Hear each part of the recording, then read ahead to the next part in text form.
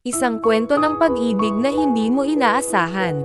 Sa isang tahimik na barangay na may mga puno ng mangga at luntiang damo, nakatira ang isang batang babae na si Ella, isang tahimik na manunulat na mas gustong magsulat ng tula kaysa makihalubilo. Mahilig siyang tumambay sa ilalim ng punong mangga sa likod ng kanilang bahay habang sumusulat sa kanyang journal. Isang araw, habang nagsusulat siya tungkol sa pag-ibig na hindi maintindihan, may dumapo sa kanyang lapis, isang langaw. Yuck, sabi niya, ngunit hindi niya ito pinatay. Napansin niyang iba ang langaw na ito, may kakaibang kintab ang mga pakpak, tila may kinang sa mga mata nito, at parang nakangiti. Alin langaw ka?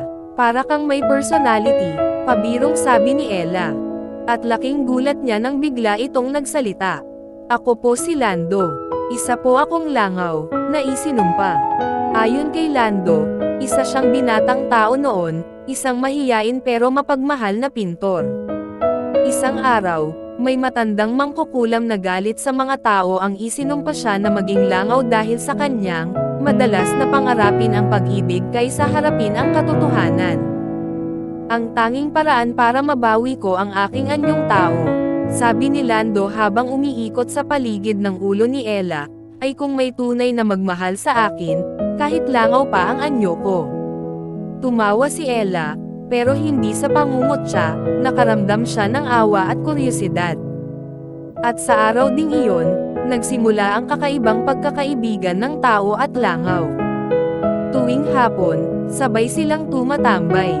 Si Ella ay nagsusulat, habang si Lando ay umiikot at nagkukwento ng kanyang mga dating paintings, ng mga sunset na gusto niyang iguhit, at mga pangarap niya noon pa. Minsan, sinasayawan pa siya ni Lando sa ere, sumasabay sa hangin, na para bang alon ng musika sa paligid nila. Dahil walang ibang nakakausap si Ella ng ganoon kapersonal, unti-unti niyang napapansin na, inaabangan na niya si Lando araw-araw. Mas masaya ako pag nandito ka, bulong ni Ella minsan. Hindi siya sigurado kung totoo ang nararamdaman niya, pero isa lang ang malinaw, masaya siya kay Lando. Isang gabi ng full moon, dinala ni Lando si Ella sa itaas ng burol. Doon, nagsindi siya ng munting apoy gamit ang kanyang mga pakpak at sinindihang alitaptap. Mula sa langit ay bumagsak ang isang shooting star. Kung may hihilingin ka, ano yun? Tanong ni Ella. Simple lang, sagot ni Lando. Makita mo ako, hindi bilang langaw, kundi kung sino talaga ako. Sa gabing iyon, sa ilalim ng buwan, tinanong ni Lando si Ella. Kung ako pa rin ito kahit sa anyo kong tao, mamahalin mo ba ako? Tahimik si Ella. Tinitigan niya si Lando.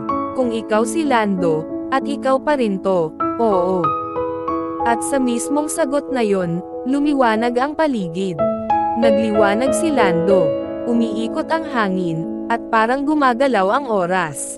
Nang hamupa ang liwanag, isang binatang may mapupungay na mata, maamong mukha, at ngiting pamilyar ang nasa harap ni Ella.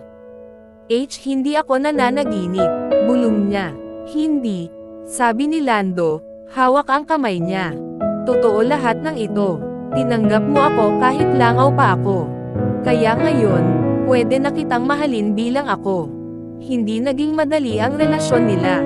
Maraming nagtaka kung saan galing ang misteryosong binata. Pero sa bawat tanong ng iba, isang sagot lang ang mahalaga. Si Ella at si Lando ay nagmamahalan, totoo at tapat.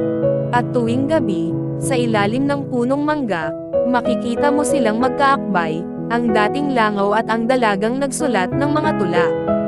Minsan, ang pag-ibig, kahit saan, kahit kanino, kahit palangaw pa yan, ay maaaring totoo.